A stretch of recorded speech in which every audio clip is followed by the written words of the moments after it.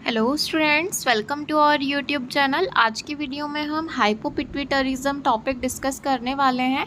Pituitary gland के अंदर जब हम जो है डिसऑर्डर डिस्कस करते हैं तो उसमें दो डिसऑर्डर जो है हाइपोपिट्यूटरिज्म और हाइपरपिट्यूटरिज्म टॉपिक हम डिस्कस करेंगे। तो आज के वीडियो में हम हाइपोपिट्यूटरिज्म टॉपिक डिस्कस कर रहे हैं। इसके बाद नेक्स्ट जो टॉपिक रहेगा हमारा वो रहेगा हाइपरपिट्यूटरिज्म। तो यहाँ पर हम देख लेते हैं डेफिनेशन।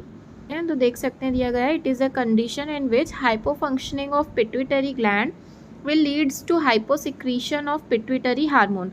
तो इस कंडीशन में क्या होता है, जो पिट्यूटरी ग्लैंड है उसका जो फंक्शनिंग होती है वो कम हो जाती है। हाइपो फंक्शनिंग मतलब कि जो पिट्यूटरी ग्लैंड की फंक्शनिंग है वो कम हो जाने के कारण वहाँ से जो भी पिट्यूटरी हार्मोन्स रिलीज़ होते हैं उनका हाइपो सिक्रीशन हो जाता है। मतलब अगर पिट्यूटरी ग्लैंड में कुछ भी जो है उसके जो फंक्शन है वो काम करना कम कर रहे हैं तो उसके कारण जो भी पिट्यूटरी हार्मोन्स रहेंगे, पिट्यूटरी ग्लैंड से निकलने वाले जो भी हार्मोन्स हैं उनका भी हाइपो सिक्रीशन हो जाएगा, मतलब वो भी कम सिक्रीट होंगे।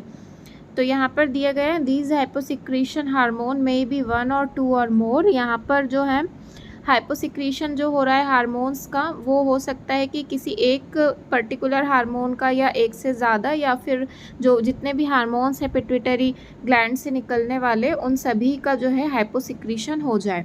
तो यहाँ पर टू टाइप्स में इसे डिवाइड किया गया है।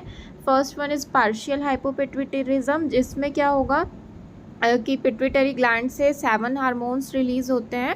तो हो सकता है किसी एक या दो पिट्यूटरी हार्मोन का सिक्रीशन जो है वो अफेक्ट हो। जैसे हो सकता है ग्रोथ हार्मोन का जो है हाइपोसिक्रीशन हो जाए, या TSH hormone thyroid stimulating hormone का हाइपोसिक्रीशन हो जाए। तो इस कंडीशन को हम पार्शियल हाइपोपिट्यूटरिज्म कहते हैं। और यदि जितने भी हार्मोन्स पिट्यूटरी ग्लैंड के द्वारा रिलीज़ होते हैं, जितने भी 7 हार्मोन्स जो रिलीज़ होते हैं, अगर उन सब का जो है हाइपोसिक्रीशन हो जाए तो उसे फिर बोला जाता है पैन हाइपोपिट्यूटरिज्म। तो यहाँ पर जो पैन हाइपोपिट्यूटरिज्म होने का भी जो एक पर्टिकुलर कॉज हो सकता है जिसे कहा जाता है सिहान सिंड्रोम। सिहान सिंड्रोम जो है ऐसी कंडीशन होती है जिसमें it occurs due to the pituitary ischemia post PPH, postpartum haemorrhage, मतलब आफ्टर डिलीवरी जो बहुत ज़्यादा एक्सेसिव ब्लीडिंग होने की वजह से यदि पिट्यूटरी ग्लैंड में स्टीमिया हो जाए, तो पिट्यूटरी ग्लैंड में ब्लड सप्लाई जो है वो कम हो जाए, तो उस कंडीशन को जो है सिहान सिंड्रोम कहा जाता है। सिहान सिंड्रोम के कारण भी पैन हाइपोपिट्यूटरिज्म हो सकता है। पैन हाइपोपिट्यूटरिज्म में जितने भी पिट्यूटरी हार्मोन्स रहेंगे उन सभी का हाइपोसिक्रीशन हो जाता है।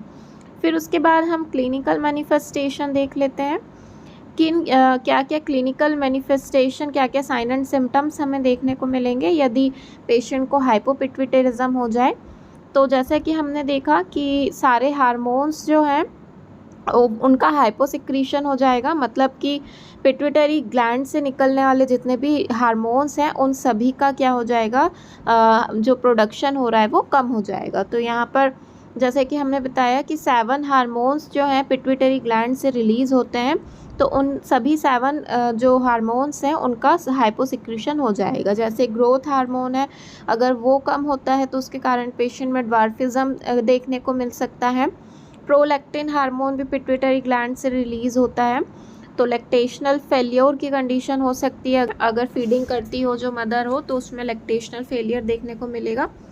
थायराइड स्टिमुलेटिंग हार्मोन भी कम हो जाएगा, जिसके कारण पेशेंट में हाइपोथायरॉयडिज्म की कंडीशन देखने को मिल सकती है।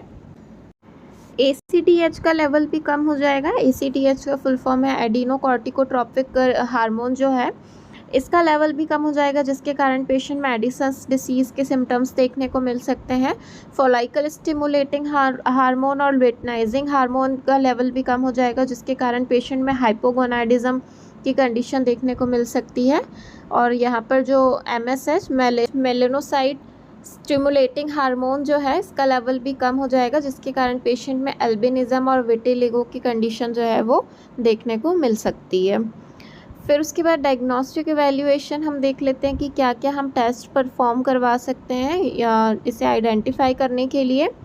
तो पेशेंट की हम हिस्ट्री कलेक्ट करेंगे, फिज़िकल एग्जामिनेशन करवाएंगे, सीरम कॉर्टिज़ोल लेवल हम डिटेक्ट करेंगे, ग्रोथ हार्मोन लेवल डिटेक्ट करेंगे, सीरम प्रोलैक्टिन जो लेवल है उसे डिटेक्ट करेंगे, और सीरम T3 T4 लेवल हम डिटेक्ट करेंगे। मतलब जितने भी हार्मोन्स का लेवल कम हो सकता है, हाइपोसिक्रीशन हो रहा है हार्मोन्स का, तो हम पर्टिकुलर हार्मोन का लेवल डिटेक्ट करके आइडेंटिफाई करेंगे। उसके बाद MRI हम करा सकते हैं ब्रेन की। उसके बाद ट्रीटमेंट अगर देखा जाए तो जैसा कि हमने देखा कि हार्मोन का हाइपोसिक्रीशन हो रहा है, तो यहाँ पर हम हार्मोन रिप्लेसमेंट थेरेपी देंगे। जो भी हार्मोन का हाइपोसिक्रीशन होगा उस हार्मोन का हमें जो है सप्लीमेंट देना रहेगा। ये सभी हार्मोन रिप्लेसमेंट थेरेपी हम देंगे, जैसे ग्रोथ हार्मोन रिप्लेसमेंट थेरेपी देंगे। इसके अंदर जो मेडिसिन आता है दैट इज़ ऑक्ट्रियोटाइड, ये वाला जो है मेडिसिन देंगे। थायराइड हार्मोन रिप्लेसमेंट थेरेपी देंगे, जिसमें थायरोक्सिन हार्मोन हम जो है पेशेंट को सप्लीमेंट करेंगे। स्टेरॉइड हार्मोन रिप्लेसमेंट थेरेपी देंगे, जिसके अंदर जो है फ्लूड्रोकॉर्टिजोन एडमिनिस्टर कर सकते हैं। जो फीमेल है अगर उसमें प्रोलैक्टिन का लेवल कम हो रहा है तो मिल्क के सिक्रीशन को इंक्रीज़ करने के लिए, अगर फीडिंग कराने वाली मदर हो तो उस कंडीशन में हम मिल्क के सिक्रीशन को इंक्रीज़ करने के लिए जो मेडिसिन है मेटोक्लोप्रामाइड और डोमपेरिडोन, ये जो है लैक्टेशनल फेलियर वाली कंडीशन में हम फीमेल को दे सकते हैं।